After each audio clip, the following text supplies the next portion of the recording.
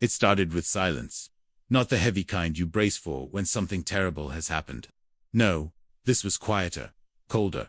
The kind of silence that doesn't crash into you, it seeps in slowly. Until you're wrapped in it before you even notice. That's what happened to me on the Tuesday before my sister's wedding. I was pouring a second cup of coffee in my small kitchen in Charleston when I noticed the mail sitting untouched on the counter. Habitually, I leafed through it. Junk. A church bulletin I never signed up for. But no invitation. Again, I checked the date on my phone.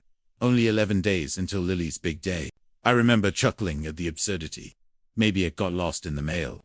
Maybe she sent it digitally. God knows she and her fiancé do everything by app these days. So I checked my email. Nothing. Spam folder. Empty. Then came the message. It was from my mother, of course. She always texts like she's leaving a voicemail, full sentences, unnecessary punctuation, and no emojis. Just wanted to give you a heads up, honey. The guest list is finalized. Lily had to make some tough cuts. Please don't take it personally. It's just a wedding. I read it 3 times, sitting there with my coffee going cold. Tough cuts. Like this was some budget spreadsheet and I was a line item to be trimmed. I wasn't a +1 or a second cousin twice removed. I was her brother. No. I wasn't just her brother. I raised her. After Dad passed when Lily was only 10, I stepped in. Took 2 jobs so Mom wouldn't have to move us out of the house. Helped with her science fair projects. Taught her how to drive. Sat on the floor with her through every heartbreak and breakdown and midnight panic about college essays. I was the one who walked her through adulthood while Mom, bless her heart, floated somewhere above it all. And now I was cut. I called Mom. She picked up with a cheerful "Hey, sweetheart," as if nothing was wrong. I didn't waste time. Mom, I just got your message. I'm not invited to the wedding. There was a pause. Too long to be anything but confirmation. Then she gave a tired sigh. Oh, George, don't be dramatic. It's just a wedding. Lily had to keep it small. I held the phone a little tighter. Small? I asked quietly. She invited 140 people. Mom scoffed. You know how it is. Vendors, friends, her fiancé's coworkers. And you always say you hate big events, don't you? I did. But not enough to skip this. Not enough to be left out like I was nobody. That was when I realized this wasn't a misunderstanding. This was a decision. A quiet, deliberate decision. That I didn't matter enough anymore. Not to her, not to them. They counted on me to always be the steady one. The reliable one. The one who forgives and moves on. But this time, I felt something shift. I didn't yell. I didn't argue. I just hung up and sat there, staring out the window at the magnolia tree swaying in the breeze. Feeling like someone had taken a pair of shears to the roots I'd built for this family. And for the first time in my life, I asked myself a question I'd never dared voice before. What would happen if I stopped showing up for people who never showed up for me? I pulled out my laptop and typed 3 words I never imagined I'd search. Solo. Beach getaway. As the warm light filtered through the blinds and the world outside moved on, as if nothing had happened. I made a decision not to sulk, not to fight, but to leave. Because if my absence didn't matter on her biggest day, then maybe it was time to live like I didn't owe them every piece of myself anymore. And that's how it began. Not with a dramatic explosion, not with bitterness, but with the quietest, most liberating thought I'd had in years. I don't have to be there. What came next would be unexpected. A little petty, and maybe just maybe a little bit perfect. I wasn't just Lily's older brother. I was her constant, her anchor when the waters got rough. And if you'd asked anyone back then, they would have told you the same. After Dad died of a heart attack on a freezing February morning, Mom all but checked out. She never said it outright, but something in her just dimmed. She went through the motions, sure, paid bills, cooked dinner, smiled when the neighbors asked how we were, but emotionally, she disappeared. It was like she folded in on herself. And the person who stepped up, who filled in the gaps, was me. I was 17. With a half-paid community college plan and a job stocking shelves at the hardware store. And overnight, I became a stand-in father to a 10-year-old girl who didn't understand why her dad didn't come home for dinner anymore. Lily had this thing back then. She couldn't fall asleep without someone reading to her. So every night, after closing the store, I'd come home, drop my bags, and pull out her favorite books. The Velveteen Rabbit, Little House on the Prairie, whatever she wanted. Even when I was exhausted. Even when I had homework due, or shifts back, because she needed me. When the nightmares started screaming once, sweaty ones. I was the one running down the hall. Mom never even heard them. Or maybe she did, and just couldn't bring herself to move. Either way, it was me, night after night, holding Lily until her sobs faded into sleep. I taught her how to ride a bike. I was there the first time she got her heart broken in high school by some football kid named Kyle, who thought he was too cool to say sorry. I sat in a Target parking lot with her for 2 hours while she cried and then took her out for ice cream. Because that's what Dad would have done. When she couldn't afford rent after college, I wrote the check. When she wanted to move to Austin, for the vibes, I drove the U-Haul myself. 12 hours, through thunderstorms and a cracked windshield. I didn't complain once. And through it all, not once did I keep count. Not once did I say, "You owe me," because family isn't supposed to be transactional. You love because you do, not because it's returned. But now I couldn't help but tally it up. The years, the sacrifices, all the times I canceled my own plans to be there for hers. All the birthdays she forgot. All the times she said, "I'll call you back," and never did. I let it slide because I figured love had no scoreboard. But apparently it does, and this time, my score reads 0. It's a strange thing to realize. Your place in someone's life isn't as permanent as you thought. I wasn't her foundation. I was her convenience. And as soon as she built something new, I became unnecessary. There's this kind of pain that doesn't scream. It doesn't demand attention. It just sits. Heavy, quiet, like a rock in your chest. That's what I carried as I clicked confirm reservation on the beachfront suite in Naples, Florida. It wasn't revenge I was after. It was clarity. Space. Distance between the man I had become for everyone else, and the man I wanted to rediscover for myself. And so, as the plane tickets arrived in my inbox, and the days until Lily's wedding ticked away, I didn't feel guilt. Not anymore. I felt a strange sort of relief. Like I was finally laying down a burden that had never truly been mine to carry. The silence from my family continued. No calls. No apologies. No maybe we made a mistake. But by then, I was already packing. Hawaiian shirts, sandals, sunscreen. No suit, no tie. No uncomfortable smiles at a wedding I was never meant to witness.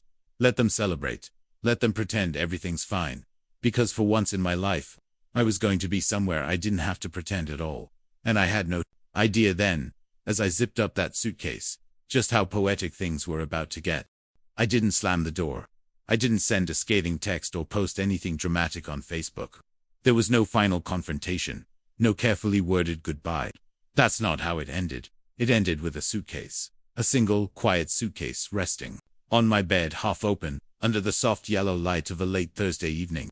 The kind of suitcase you use when you're not running away, but when you're ready to leave. That night, as cicadas buzzed softly outside my window, and the familiar smell of cut grass drifted in from the neighbor's yard, I started folding clothes. Not angrily, not even sadly, just intentionally. Every shirt, every pair of socks, each one packed like a sentence in a letter I'd never send. The truth is, I'd been carrying that goodbye for years. Goodbye to being the fixer, the dependable one, the brother who always showed up, even when no one asked if he wanted to. Goodbye to being invisible until someone needed money, advice, a place to crash, a ride, or a shoulder to cry on. It didn't happen all at once, but that night, as I packed, I realized something had quietly died long before Lily's wedding invitation failed to arrive. That version of Mitha, one who overextended, who made excuses for everyone, who lived under the weight of obligation. He'd been eroding little by little, 1,000 tiny cuts, most of them made by people I loved more than they loved me back. And now, I was finally done bleeding. I booked a red-eye flight, direct to Florida. No layovers, no distractions. I chose a beachfront hotel on the Gulf Coast, not too flashy, but still elegant. A place with hammocks strung between palm trees and breakfast served on a shaded patio. The kind of place you go not to escape the world, but to remember there is a world outside of the one that's hurting you. I didn't tell anyone I was leaving. Not Mom, not Lily, not even my cousin Matt, who'd always been the closest thing I had to an actual friend in the family. Because I didn't want to give anyone a chance to talk me out of it. I didn't want to hear their voices tell me I was overreacting, again, that I should just be the bigger person. I'd been the bigger person so long, I forgot what my own size felt like. So I left quietly. My neighbor, Helen, waved at me as I loaded the suitcase into the back of my old Ford. "Going somewhere warm?" she asked, smiling. I smiled back. "Somewhere peaceful. It wasn't until I passed the city limit sign, "Welcome to Charleston," that it hit me just how light I felt. As if I had set down a bag I didn't realize I'd been carrying all my life. And yet, somewhere between the toll booths and the airport, I couldn't help but feel something deeper. It wasn't anger. It wasn't even sadness. It was grief, but not the kind that comes with funerals or goodbyes. It was the grief of finally accepting you were never truly seen by the people you kept showing up for. That kind of grief doesn't come with flowers, it comes with silence. And for the first time in my life, I wasn't afraid of that silence. I welcomed it. At the airport, I ordered a glass of red wine and sat by the window, watching planes drift lazily across the sky. My phone buzzed a few times. Work emails, a local pharmacy reminder, one message from Mum that simply read, "Lily's rehearsal dinner went great. She looks beautiful." No mention of me. No apology. No last-minute invitation. Just proof that they were moving on without me, and they expected me to do the same, silently and with grace. And so I did.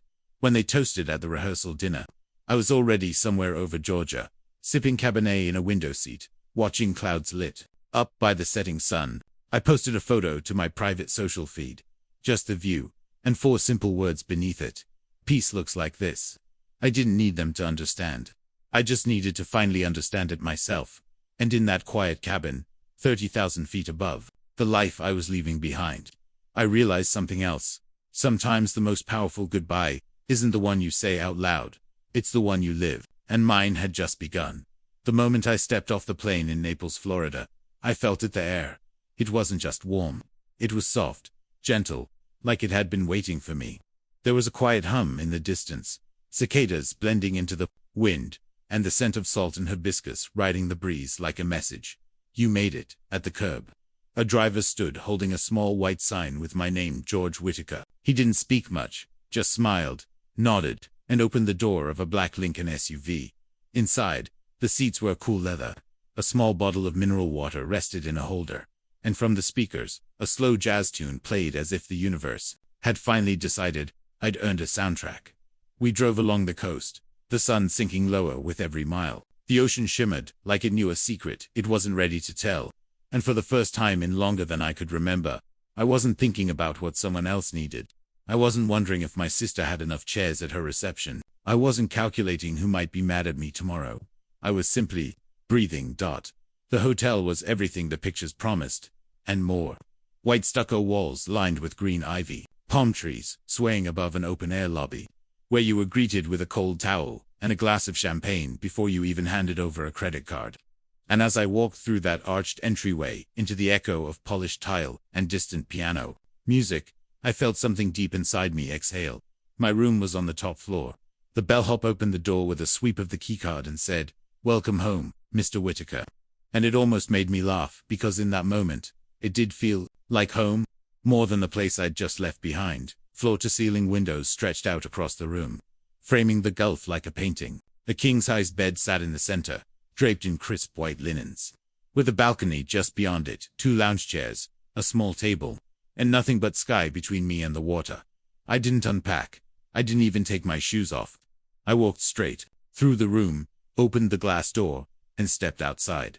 The sun was low now, casting that golden hour glow that makes everything look better than it is. And as I stood there, one hand resting on the balcony rail, I realized something I hadn't dared admit until then. I didn't feel guilty.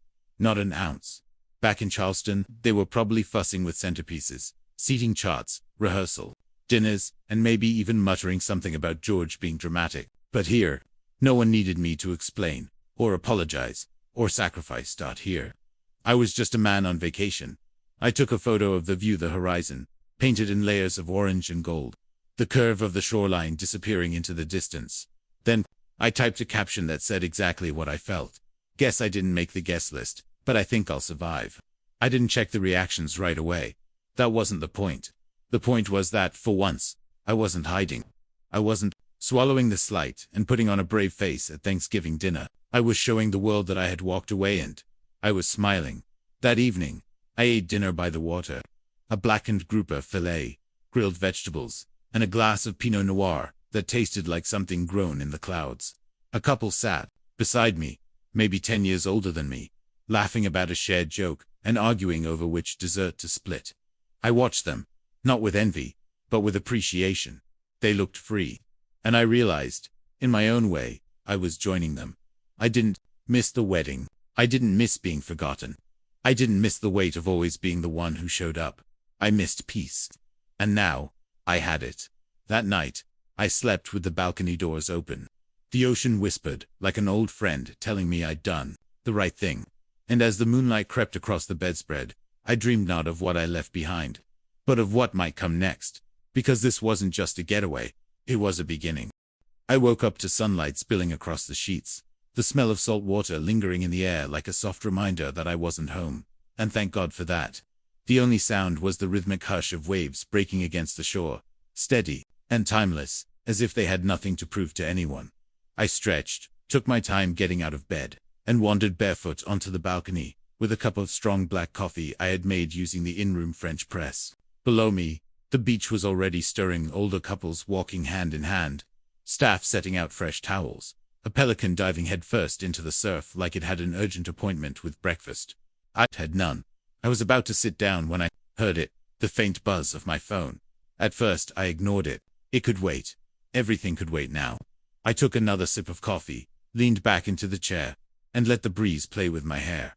Then the buzz came again, and again, until it stopped being background noise and started sounding like the past knocking at the door.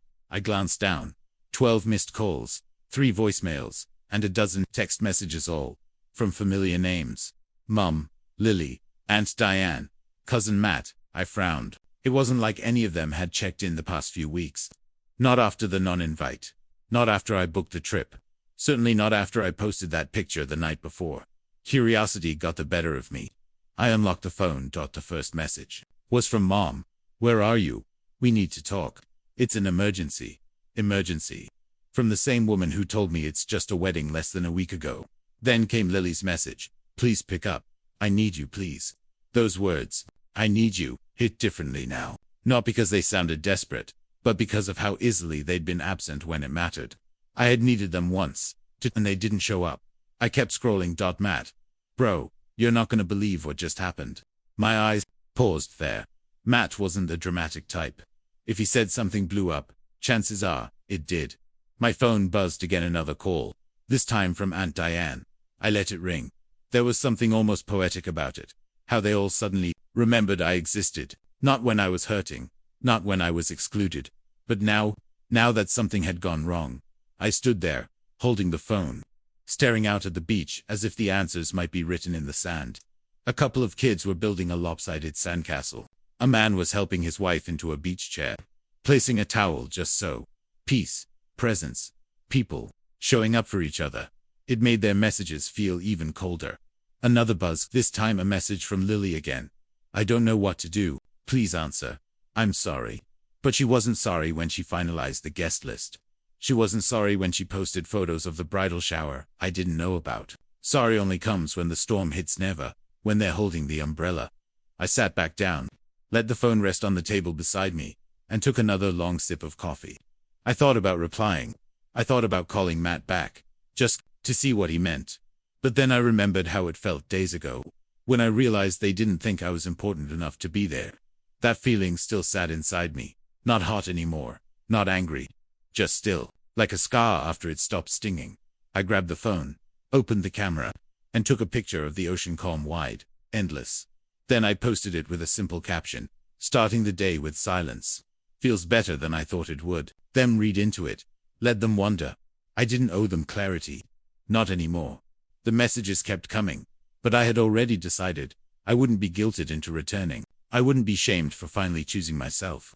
Not this time. Because the truth was, I didn't need to hear what happened just yet. Whatever it was, I knew one thing with absolute certainty. They remembered me now, and that was their problem, not mine. The sun climbed higher as I set the phone to do not disturb and turned my chair toward the light. I had no interest in being pulled back into their storm. I was finally dry, finally warm, and the tide wasn't bringing me back. It was sometime after noon when I finally gave in and opened one of the messages.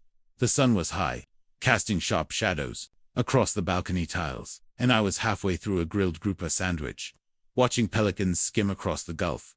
My phone buzzed again this time. It was from Matt. Okay, seriously. You dodged a nuclear bomb. Call me. The phrase dodged a nuclear bomb made me pause. I wiped my hands on a napkin and opened the thread. A string of texts followed, one after another, like someone typing in real time. Not even waiting for responses. The groom left. I'm serious. Like left. Walked out. Mid-reception. Total meltdown. Lily lost it. You're gonna want to hear this. I blinked at the screen. The groom left. That couldn't be real. So I texted him back. What do you mean? He left. 3 dots appeared. Then vanished. Then came back again. Got into a fight behind the DJ booth. Something about her controlling everything. He yelled. She threw a glass. And then he just walked out. No warning. Didn't even grab his jacket. I let out a low whistle. The kind that comes when something is both unbelievable and completely predictable. Matt continued. Uncle Frank tried to stop him and got shoved. Then Mom started crying. And your mom tried to keep people calm, but it was chaos. Then came another. Oh, and Grandma told everyone the wedding was cursed because you weren't there. I nearly choked on my drink. The irony was so sharp, I had to laugh. The same people who said I was being dramatic, who told me to let it go, were now unraveling live. In real time, because the one person they pushed out was the only one who ever held things together. I didn't respond right away. Instead, I sat back, drink in hand, and let the weight of the moment settle. They had built a celebration without me. A whole event. 140 people. Floral centerpieces. Customized napkins. Cocktail hour. String quartet. Every detail planned to perfection. And now, it had all come undone in a matter of minutes. I pictured Lily in her dress white lace. Probably custom made. Hair curled just right. Smiling for photos before the storm. I imagined her face crumpling when her fiancé walked out. The silence, the gasps, the whispers rippling through the room like wildfire. All that effort, all that money, all that pride, gone in the blink of an argument. And then came the real twist. Matt sent another message. Mom said it never would have happened if you had been there. She actually said that. That stopped me cold. For a second, I didn't know whether to laugh or be insulted. Probably both. Because now I was the solution too. The crisis I wasn't even allowed to witness. The emotional safety net they had cut loose, suddenly expected to show up on cue, like a firefighter to the blaze they lit themselves. It was so perfectly backwards. So them. And yet, the part of me that once would have rushed to help no matter how unfair was still there, twitching like an old muscle. But not anymore. I set my phone down gently beside my drink, leaned back into the lounge chair, and let out a slow, satisfied breath. Back in Charleston, chaos was spilling out like wine across a white tablecloth. But here, the only thing spilling was sunlight. It was strange how justice sometimes didn't need you to lift a finger. It just happened. Quietly. Inevitably. Like the tide. I picked up my glass, held it toward the sky, and whispered under my breath, poetic endings. And then I smiled, because the best part was still ahead. When they realized that the one person who could help them clean up the mess, wasn't coming back. It was the kind of evening that didn't ask much of you. The breeze had cooled just enough to carry the salt air without the heat, and the sky over the Gulf had melted into layers of gold and faded lavender. I'd signed up for a sunset cruise, on a whim, one of those small boat charters that cater mostly to retirees, escaping winter and couples celebrating anniversaries. I wasn't celebrating anything, at least, not anything traditional. There were about 10 of us on board. Most kept to themselves, sipping cocktails and snapping photos of the horizon. I sat near the back, away from the chatter, nursing a neat bourbon, and watching the sun ease its way toward the water like it had nowhere else to be. That's when I met Harold. He slid onto the bench across from me, wearing a Panama hat and the kind of linen shirt that told you he hadn't rushed in years. He had the calm demeanor of someone who'd already lived through the storms and stopped checking the forecast. He held a glass of something dark and strong and gave me a nod that said, "I won't talk if you don't want to." But I nodded back. He raised his glass slightly. "Cheers to peaceful escapes." I clinked mine with his. "Cheers." We sat like that for a moment, just listening to the boat's quiet motor and the lapping of water against the hull. It was comfortable, uncomplicated. Eventually, he looked out at the setting sun and asked, "You here to forget or to remember?" It caught me off guard. I glanced at him. Honestly, a little of both. He chuckled. "That's fair." I didn't plan on sharing anything, but something about Harold, the way he didn't pry, didn't posture, made the words easier than I expected. My sister got married today, I said, pausing. Well, he said, smiling. Congratulations, I wasn't invited. His smile faded slowly, replaced by a quiet understanding. I looked down at my drink. I raised her, pretty much. Our dad died when we were young. I was 17, took care of her through everything. And when it came time for her big day, I didn't make the list. Harold didn't respond right away. He just nodded, slow and deliberate, letting the weight of it settle between us. I didn't throw a fit, I continued, didn't fight it. I booked a flight and came here instead. And now the whole thing's fallen apart. The groom walked out. Family's panicking. Suddenly, I'm the one they need. The same one they left out. Harold swirled his drink gently, watching the bourbon catch the last rays of sun. Families, he muttered. They'll write you into a role and expect you to play it forever, whether it fits anymore or not. I looked at him. Exactly. He turned back toward me, his voice low but certain. You're not selfish for walking away, George. Sometimes, the most loving thing you can do for them, and for yourself, is step out of the story when you're no longer being written in with respect. His words hit me harder than I expected. Not because they were groundbreaking, but because they were true. And because they didn't come with a lecture. Just clarity. Did you ever walk away? Asked. He nodded. 2 sons. Grown now. One lives across the country and only calls when he wants something. The other hasn't spoken to me since I didn't co-sign a loan he couldn't afford. I used to chase their approval. Try to buy back my seat at the table. Then one day, I realized if you have to beg to belong, it's not family, it's a contract. I let that sit. The sun was dipping below the horizon now, and the sky had turned a rich orange, like a slow burn before the dark. Harold looked out at the water again. Don't waste your peace, son. You earned it. Let them figure it out without you. That's their work now. I nodded slowly, feeling the truth of it settle into my chest like an anchor, not heavy, just steady. We didn't talk much after that. The boat drifted, and we watched the last light disappear behind the sea dot as we docked. He tipped his hat and said, You take care, George. Let Em miss you. I intend to, I said. And with that, he walked off into the night, a stranger I'd never see again, but one whose words would echo long after the tide came in. Because sometimes, the right person shows up just when you're about to question your entire choice, and instead of giving answers, they hand you back your own. The next morning, I woke before the sun. There was something about the air still, expectant, that pulled me out of bed without an alarm. I brewed a cup of coffee in the little machine by the minibar, pulled on a sweatshirt, and stepped barefoot onto the cool tiles of the balcony. But instead of sitting down, I grabbed my sandals, walked out of the room, and headed for the beach. The sand was cold beneath my feet at that hour, the kind of cold that reminds you you're alive. A few early risers dotted the shoreline, a jogger with headphones, a woman meditating cross-legged by the dunes, a man tossing a ball for his golden retriever. But mostly, it was just the ocean, the wind, and me. I found a stretch of sand untouched by footprints, far enough from the boardwalk that it felt like mine. I stood there for a moment, letting the wind move through my hair, watching the first strokes of pink light creep across the sky, and for the first time since arriving, I let myself look inward. There's something honest about a quiet beach at sunrise. You can't hide in it, it strips you down. Not physically, but emotionally. You can't lie to yourself when the world is still sleeping. And so, I let the memories come. I saw Lily at 5 years old, her tiny hand wrapped around mine, as we crossed the street. I remembered the way she'd cry when thunderstorms rolled through, crawling into my room with her stuffed elephant tucked under one arm. I remembered baking frozen pizzas at midnight during finals week, because she was too anxious to sleep. Teaching her how to change a tire. Pulling over on the side of I-95 when she had her first panic attack.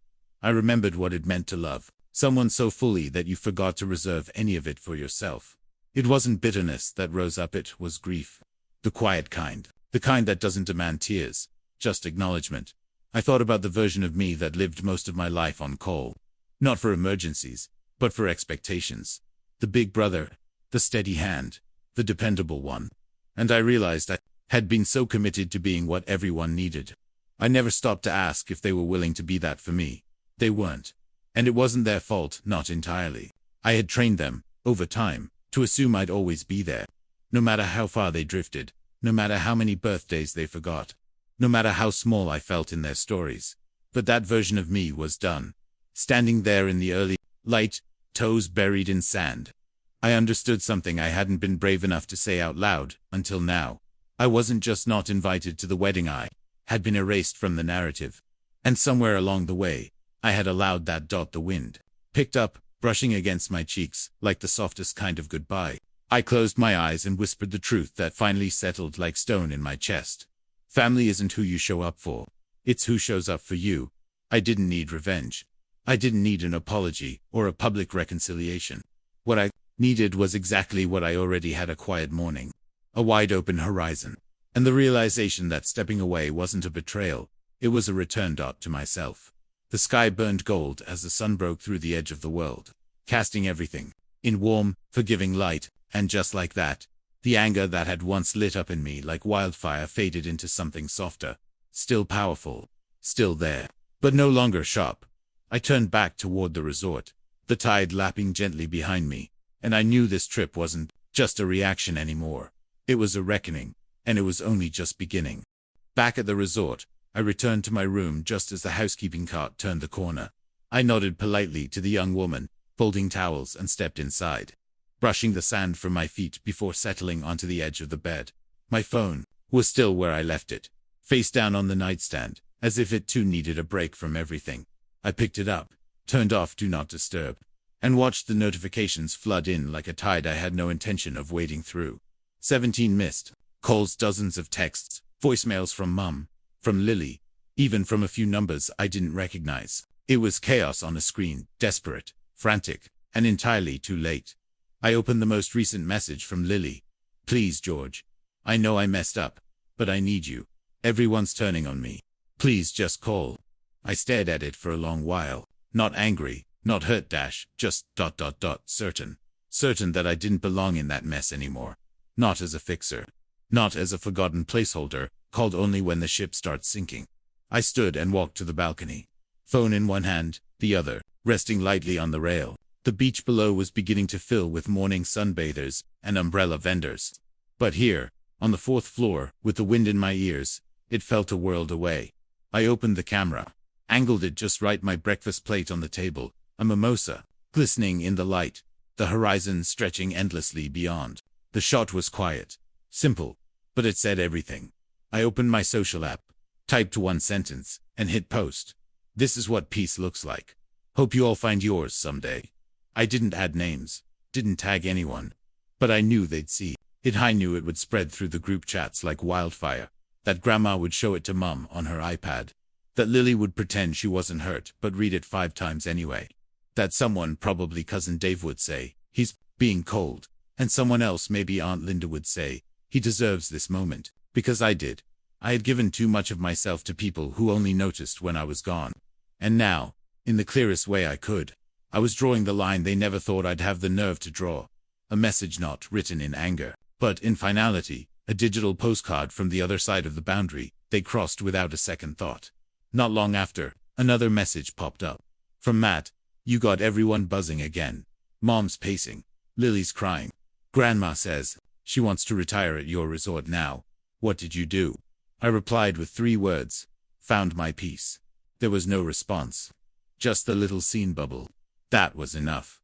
I set the phone down again, but this time, not out of frustration. I didn't need to scroll anymore. I had already said what needed to be said, not in arguments or explanations, but with clarity, and with a grace that none of them ever extended to me.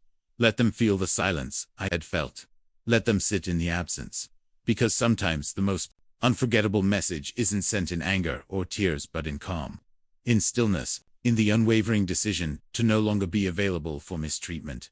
And as the sun climbed higher and the tide rolled in, I toasted quietly to myself, lifted the mimosa, and whispered, "Here's to being uninvited, and finally free." The morning I was supposed to check out ID and single quotes. Instead, I called the front desk, still wrapped in the resort's thick white robe, my bare feet resting on the balcony rail. The sky was overcast that day, the water a softer blue, calmer, like it too had settled into something it didn't want to leave. "Mr. Whitaker," the concierge said cheerfully. "Checking out today?" "No," I replied. "I think I'll be staying a little longer." There was a pause, then a quiet chuckle. "Good choice, sir. We'll extend your stay." I hung up, leaned back in the chair, and let the quiet moment sink in. For the first time in over 30 years, I had nowhere to be for anyone else. No errands to run for Mom. No favors to quietly fulfill for Lily. No guilt trailing behind me like an old coat I'd forgotten to take off.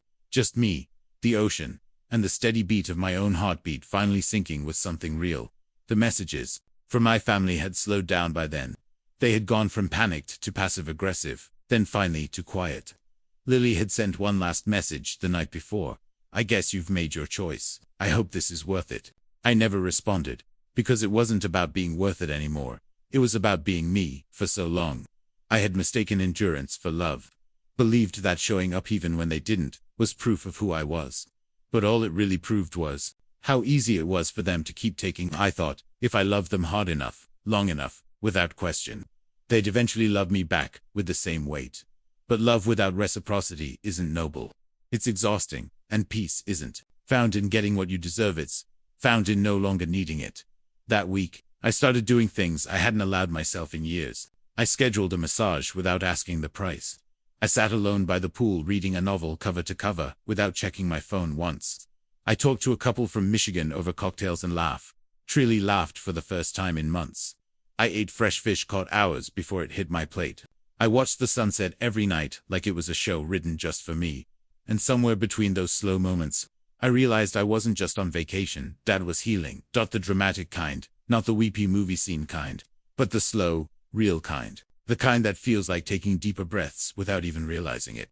Like sleeping through the night without waking up anxious. Like choosing joy without apologizing for it. I thought about Charleston.